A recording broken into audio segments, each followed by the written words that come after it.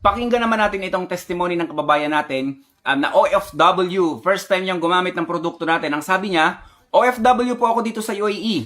First time ko pong itry.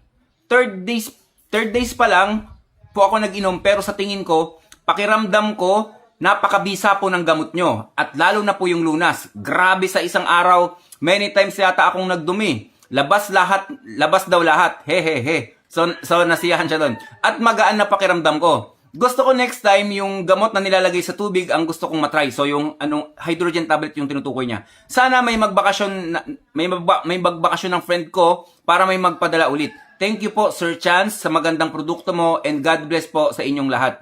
Thank you din po sa iyo kabayan, no?